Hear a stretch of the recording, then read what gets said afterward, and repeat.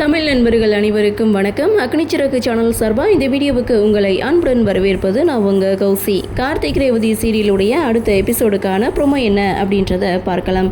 என்ன நடந்ததுன்னு தெரியலை. ரேவதி சோகமாக மனமேடையில் உட்காந்துட்டு இருக்காங்க. ஒருவேளை ராஜேஸ்வரி எதுவும் சொல்லியிருப்பாங்களா என்னன்னு தெரியல. அதே சமயம் இந்த பக்கம் சாமுண்டீஸ்வரியை கடத்தி வச்சுருக்கிற லொக்கேஷனை கார்த்திக் கண்டுபிடிச்சி அங்கே போகிறாரு.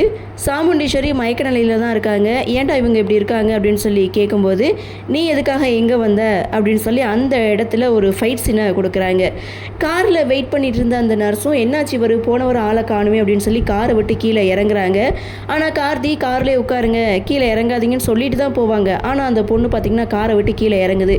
பட் இதோட இந்த ப்ரொமோவை முடிச்சிருக்காங்க. அந்த பொண்ணுக்கு ஏதாவது ஆகுமா? சாமுண்டீஸ்வரியை கார்த்தி எப்படியும் காப்பாற்றிடுவார். ஆனால் இன்னொரு பக்கம் மண்டபத்தில் என்ன நடக்க போகுது? மகேஷ் ரேவதி கழுத்தில் தாலி கட்டிடுவாரா, கட்ட போவாரா அப்படின்ற ஒரு எதிர்பார்ப்போட இந்த ப்ரொமோவை வந்து கொடுத்துருக்காங்க. கண்டிப்பாக மகேஷ் வந்து தாலி கட்ட மாட்டார்.